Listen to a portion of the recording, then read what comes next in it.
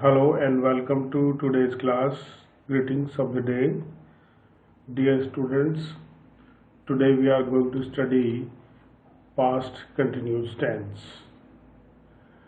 And in this lesson, before we start, please take a pen and paper with you so that you can write all the important points regarding this tense. These tense, as we are studying, this is the sixth tense that we are studying. Previously, we have studied five tenses, and this is the sixth. So you will have two more videos on tense aspects. I am Ramakant Sharma, Principal, MGGS English Medium Sri Madhapur, who is going to present this lesson, and I hope you will continue with me till the end of this video. तो आज हम जो tense पढ़ने जा रहे हैं, अब हम बिना समय गवाए हुए और अपने आगे चैप्टर की ओर बढ़ते हैं। तो हमारा टॉपिक है पास्ट कंटिन्यूस टेंस। जैसे कि अपन ने पहले देखा हुआ है कि कोई भी कंटिन्यूस टेंस जो होगा उसकी खास बात होगी कि उसमें फर्स्ट फॉर्म के साथ में आईएनजी आएगा। आप इस चीज को ध्यान रखें, मेन वर्ब में फर्स्ट फॉर्म के साथ आईएनजी। तो सबसे पहले अपन यहाँ जो सेंटेंस स्ट्रक्चर है उसकी बात करेंगे। जैसे कि मैंने आपको बता रखा है कि हम मुख्यतः चार प्रकार के वाक्यों का अध्ययन यहाँ कर रहे हैं: अफर्मेटिव, नेगेटिव, इंट्रोगेटिव नेगेटिव, इनकी बात अपन कर रहे हैं। So first of all, we are going to study the affirmative sentence, the sentence structure of affirmative sentence. Now the sentence structure is here. First of all, we have subject, then the verbs was and were. Then we have first form of main verb plus ing, and then the object or adverb, whatever it occurs in a sentence. So this is the sentence structure. Now let us have an example here. I was learning English in those days. I subject, was were is taken from helping verb. Then we have learning, first form of verb with ing, and then English. Okay, see one more example. They were learning prayers at that time.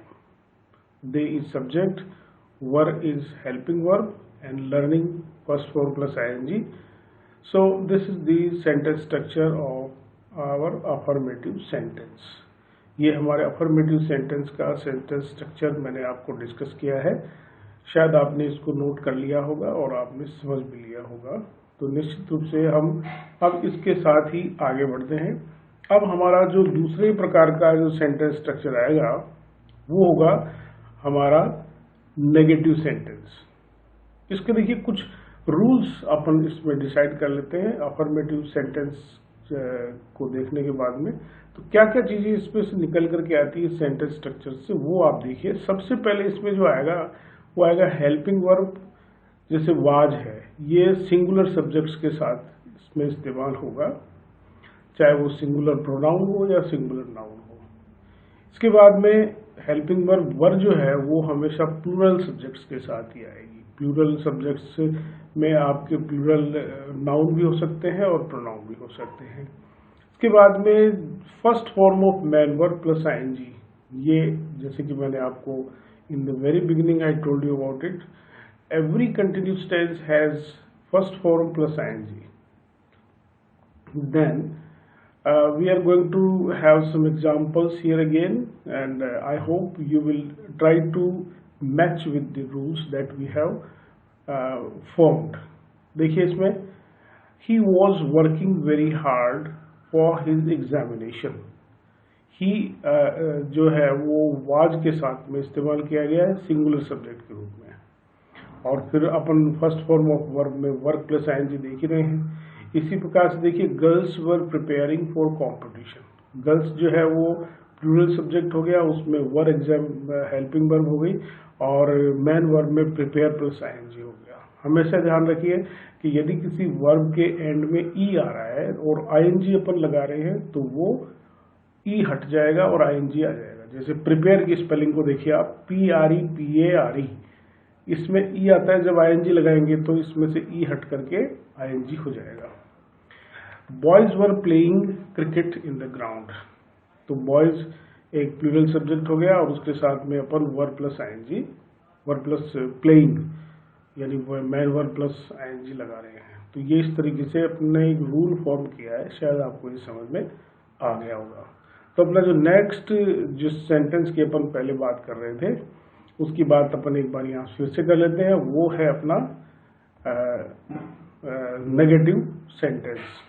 ये negative sentence की अपन यहाँ पर discuss करने जा रहे हैं।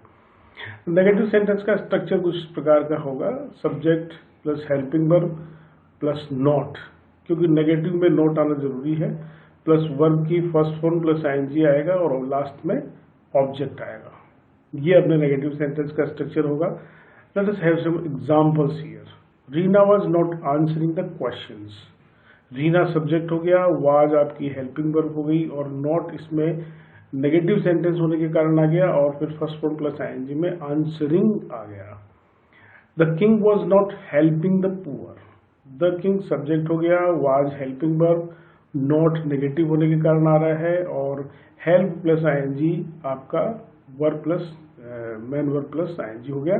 तो इस तरीके से अपन देख रहे हैं। देखिए one more example, boys were not playing cricket in the ground, boys आपका प्लूरल सब्जेक्ट हो गया और उसके साथ में अपन ने वर हेल्पिंग वर्ब लगाया है। ये अपना जो सेंटेंस स्ट्रक्चर नेगेटिव का अपन ने देखा।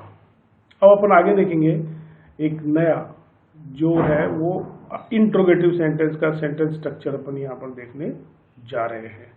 तो देखिए आप इसमें सबसे पहले हेल्पिंग वर्ब आएगी, क्योंकि जो भी इंट्रोगेटिव सेंटेंस होगा वो देखिए दो प्रकार के होते हैं। एक हेल्पिंग वर्ब जो है, एक तो हेल्पिंग वर्ब से शुरू होने वाले इंट्रोगेटिव सेंटेंस होते हैं और एक जो है WH वर्ड से शुरू होने वाले हेल्पिंग इंट्रोगेटिव सेंटेंसेस होते हैं। तो अपन ने यहाँ पे जो हेल्पिंग वर्ब से शुरू होने वाले हैं उनके बारे में अपन यहाँ डिस्कस कर रहे हैं और इनके जो आंसर्स दिए जाते हैं वो हमेशा यस या नो में ही दिए जाते हैं। तो सबसे पहले हेल्पिंग वर्ब आएगी, फिर सब्जेक्ट आएगा और वर्ब की फर्स्ट फॉर्म प्लस आईएनजी आएगी और then object. It is the quality of every interrogative sentence that the sign of interrogation is put at the end of every sentence. For example, you can see here, was the boy listening music? Was helping verb होगी और boy आपका subject हो गया, listening verb plus ing हो गया और last में आप ऑब्जेक्ट में म्यूजिक देख रहे हैं और साइन ऑफ इंट्रोगेशन आपको यहाँ पे नजर आ रहा है। अब आप देखिए WH वर्ड से, WH वर्ड आ गया, उसके बाद में आपका हेल्पिंग वर्ब आ गया, फिर सब्जेक्ट, फिर वर्ब की फर्स्ट फॉर्म प्लस आईएनजी और उसके बाद में हम देख रहे हैं ऑब्जेक्ट। ये इसमें अपने सामने निकल करके आ रहा है। तो ये यहाँ पर इस तरीके से ये WH वर्ड का जो इंट्रोगेटिव सेंटेंस का स्ट्रक्चर है वो अपन ने देखा है। अब इसमें और जो हेल्पिंग वर्ब से शुरू होने वाले हैं उसमें कोई खास फर्क नहीं है, केवल इसमें WH वर्ड लगा है और उसमें हेल्पिंग वर्ब को सबसे पहले लगाया है। ये एक डिफरेंस आप इसमें देखते हैं। कंपैरेटिवली आप इसकी स्टडी करते हुए चलेंगे तो आपको बहुत अच्छी तरीके से ये समझ में आ गया। Now let us have some examples here. What were you doing in the class? What WH word, then we are having helping verb as verb, then subject you and then do plus ing, doing. At the end we see the sign of interrogation. Why was he shouting at the girl? Why WH word और was आपका हो गया इसमें helping verb और फिर ही हो गया और shout plus ing इसमें हो गया है। ये इस तरीके से हमने इंट्रोगेटिव सेंटेंस को देखा है।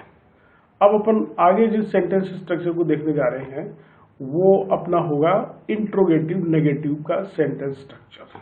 जैसे कि अपने इंट्रोगेटिव सेंटेंस को देखा कि वो दो प्रकार के होते हैं, तो इसमें भी इंट्रोगेटिव आ गया, तो ये भी दो प्रकार के ही होंगे। कैसे होंगे देखिए आप, सबसे पहले हेल्पिंग वर्ब, फिर सब्जेक्ट प्लस नॉट, फिर वर्ब की first form plus ING, then we are having object at the end, we have sign of interrogation. तो ये आपका हेल्पिंग वर्ब से शुरू होने वाला हो गया है। और आप इसमें इसका सेंटेंस का ये देखिए एक example, was the boy not listening music. अब इसमें वॉज हेल्पिंग वर्ब हो गया, बॉय सब्जेक्ट, और नॉट जो है वो इंट्रोगेटिव नेगेटिव होने के कारण नोट आया है, और फिर वर्ब की first form plus ING, then we have music and at the end we have sign of interrogation. ये इस तरीके से अपना इंट्रोगेटिव नेगेटिव जो हेल्पिंग वर्ब से शुरू होने वाला सेंटेंस है वो हमारे सामने आया। अब अपन इसी में देखेंगे एक WH वर्ड से शुरू होने वाला जो इंट्रोगेटिव नेगेटिव है, उसकी बात अपन करने जा रहे हैं। तो सबसे पहले WH वर्ड आ जाएगा, और फिर उसका जो ऊपर जो सेंटेंस का स्ट्रक्चर है वो का वही इसमें नीचे आ जाएगा, यानी हेल्पिंग वर्ब आ जाएगी, देन सब्जेक्ट आ जाएगा, फिर नॉट और वर्ब की first form, and then we will have object, and at the end we will have sign of interrogation, as this is an interrogative sentence. So every interrogative sentence has what, this sign of interrogation at the end of every sentence. Now have some example here. Why was Saroj not sleeping alone at home? Why is your WH word, then was is your helping verb, then Saroj is your subject and not interrogative negative होने के कारण आ गया है, और sleep plus ING sleeping हो गया, और at the end we have sign of interrogation. See one more example, what was the boy not doing in the store? What is your WH word, then was is your helping verb and the boy is your subject, फिर not आ गया और do plus ing आ गया। तो इस तरीके से ये हमारे सामने WH वर्ड जो इंट्रोगेटिव नेगेटिव था वो हमारे सामने इसका स्ट्रक्चर आ गया। तो ये हमने यहाँ पर चार प्रकार के जो सेंटेंस के स्ट्रक्चर्स थे उनकी स्टडी अपन ने यहाँ पर कर ली है। अब अपन आगे जिस चीज को देखने जा रहे हैं वो हमारा होगा यूसेजेस, यानी इसके क्या क्या उपयोग होते हैं, कहाँ कहाँ पर इस पास्ट कंटिन्यूस टेंस का इस्तेमाल किया जाता है। तो सबसे पहला यूज अपन देख रहे हैं कि to indicate an action that was continue some time in the past, उस कार्य को बताने के लिए किया जाता है जो भूतकाल में कभी किसी समय हो रहा था। उस कार्य को बताने के लिए हम पास्ट कंटिन्यूस टेंस का इस्तेमाल करते हैं। See an example here, Uma was taking rest then. Uma उस समय रेस्ट कर रही थी। देन आपका पास्ट कंटिन्यूस टेंस पास्ट को बता रहा है, और उस समय की जो बात है उसकी स्थिति का वर्णन इसमें उस एक्शन का वर्णन इस सेंटेंस में किया गया है। See one more example, Sheela was cooking food at that time. At that time indicates the past, and then we are having was plus helping verb, main verb plus cook as main verb plus ing. We have like this. So this is what we have. We are indicating. It is indication of the action that was continue in the past. उस चीज को बताने के लिए इसमें इसका इस्तेमाल किया गया है। आगे अपन देखेंगे एक और एग्जाम्पल, कहाँ पर उपयोग किया जा सकता है कि to express the definite arrangement of the past. भूतकाल में कोई निर्धारित जो कार्य किए जाते थे, किसी समय कोई निर्धारित काम किए गए होंगे, उस कार्य को बताने के लिए पास्ट टेंस का इस्तेमाल किया जाता है। देखिए कैसे, he was leaving that night, कि वह उस रात जा रहा था। इट वॉज प्री अरेंज्ड, और उस एक्शन को बताने के लिए यहां पर इस पास्ट कंटिन्यूस टेंस का इस्तेमाल किया गया। See one more example, Meena was arranging a party at that time. ये उस चीज को बताने के लिए हम यहां पर इसका इस्तेमाल कर रहे हैं। एक एग्जाम्पल और देखिए कि विद ऑलवेज, ऑलवेज शब्द के साथ में हम पास्ट कंटिन्यूस टेंस का इस्तेमाल करते हैं to indicate a repeated action. कोई बार बार दोहराए जाने वाले किसी कार्य को बताने के लिए हम ऑलवेज शब्द के साथ में पास्ट कंटिन्यूस टेंस का इस्तेमाल करते हैं। कैसे, देखिए, ही वॉज ऑलवेज वर्किंग, वो हमेशा कार्य ही करता रहता था। इसी प्रकार से देखिए, they were always sitting on this bench in the park, वे हमेशा पार्क में इस बेंच पर बैठा करते थे। Always it indicates the repeated action, बार बार दोहराए जाने वाले उस कार्य को बताने के लिए हम यहाँ पर इस चीज का इस्तेमाल कर रहे हैं। अब देखिए, अपन आगे थोड़ा सा इसमें बढ़ते हैं कि when we want to express two actions at the same time, जब हम दो कार्यों को एक बार में बताना चाहेंगे तो the first will be in past simple, पहला past simple में होगा और सेकंड जो है वो past continuous tense में इस्तेमाल किया जाएगा। जैसे देखिए कैसे, इसका एक एग्जाम्पल देखिए कि when I reached home she was listening radio, कि जब मैं घर पहुंचा था, ये पहले हो गया कार्य और उसके बाद में वो कार्य कर रही थी, शी वॉज लिसनिंग रेडियो, वो रेडियो सुन रही थी। तो अपन इस तरीके से बता सकते हैं कि कोई दो कार्य जो हो रहे हैं उसमें एक पास्ट सिंपल टेंस में बताया जाएगा और एक पास्ट कंटिन्यूस टेंस में बताया जाएगा। एक और देखिए कि she was when she open the door, जब उसने दरवाजा खोला था। Cow was making loud noise, उस समय गाय जो थी वो जोर की आवाजें कर रही थी। तो यहाँ पर इस चीज को बताने के लिए हम बताया गया है, it is very important from the examination point of view, so you have to note it down very carefully. And ये अपन ने यहाँ पर जो है इसके 4 मेन यूजेस यहाँ पर इसमें देखे हैं। अब अपन देखिए इसमें थोड़ा सा आगे बढ़ने का प्रयास अपन करेंगे और वो हमारा होगा, अब तक हमने जितने इस टेंस को पढ़ा है उस टेंस के बेस पर हम आपके सामने एक एक्सरसाइज जो है वो देने जा रहे हैं और इस एक्सरसाइज को हमने नाम दिया है वर्कशीट। इसमें हम 2 तरीके से हम आएंगे। एक, सबसे पहले हम आपको क्वेश्चंस देंगे और आप उन क्वेश्चंस को खुद करेंगे और एक एग्जाम्पल मैं दूंगा, तो वो दूसरा आंसर्स आप बाद में चेक कर सकते हैं। तो सबसे पहला जो है, मैं एक क्वेश्चन आपको हल करके यहाँ पर दे रहा हूँ, then you can check your answers with mine answers. So I hope you will definitely follow this aspect. So the first question that I am putting before you is this: when I blanks her first time she blanks in a cafe, और इसमें 2 verb आ गई सी और seat. तो इसका example आप देखिए क्या होगा। देखिए, when I saw her first time she was sitting in A cafe, ये इसमें आ गया है। अब मैं आपको इसमें क्वेश्चन ही दूंगा, तो एक एक क्वेश्चंस को अपन देखेंगे और आप इसके आंसर लिखते जाएंगे और उसके बाद में आप इन सभी आंसर्स को अपने आंसर से चेक करेंगे, तो आपको पता लग जाएगा कि हमने जो पढ़ा है वो सही समझ में आया कि नहीं आया।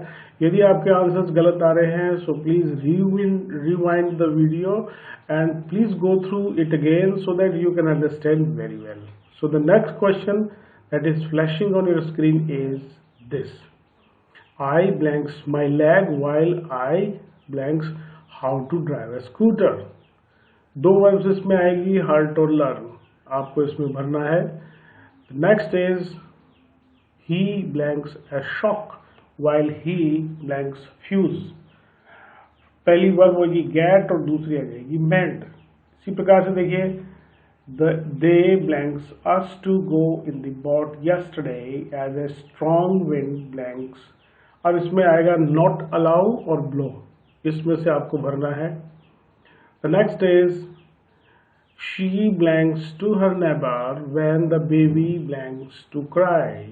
2 वर्ब आ गई talk और begin, ये आ गई इसमें। इसके बाद में देखिए ये क्वेश्चन है, Malti blanks her finger while she blanks vegetable, तो इसमें हर्ट और कट को आपको इसमें भरना है। Next is when I blanks to see him he blank a cricket match on TV, दो वर्ब आ गई, गो एंड वॉच, इसको भरना है।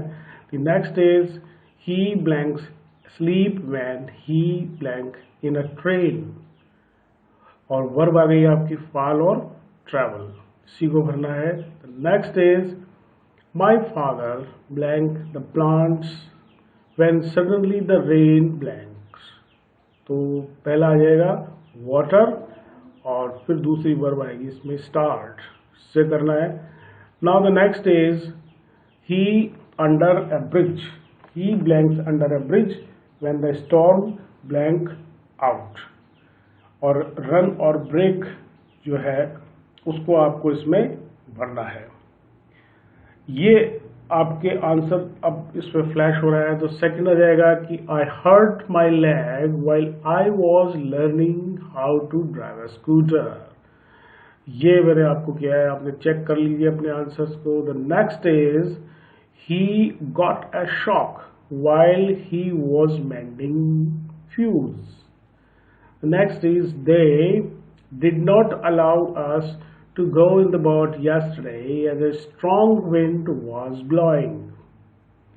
Next is she was talking to her neighbor when the baby began to cry. Malti hurt her finger while she was cutting vegetable. Next is when I went to see him, he was watching a cricket match on TV. The next is he fell asleep while he was traveling in a train. The next is my father was watering the plants when suddenly the rain started. The next is he was running under a bridge when the storm broke out. तो आप देखिए ये हमने sentences को यहाँ पर आपके answers आपको बताए हैं, and I hope you have understood this tense very well. यदि फिर भी आपको समझ में नहीं आता है तो I suggest you to rewind the video again and watch it very carefully so that you can understand all the aspects of this tense, and keep watching my all the videos. I hope you will like it very well, है ना। देखिए आप जितने videos को इसमें देखेंगे मजा आएगा आपको। Thank you for watching. Also keep sharing with your fellow partners, colleagues, friends, family members and those who are preparing for competition examinations. These are very beneficial for you. Keep watching my all the videos. I hope you will definitely share it if you have liked it very well. Thank you very much.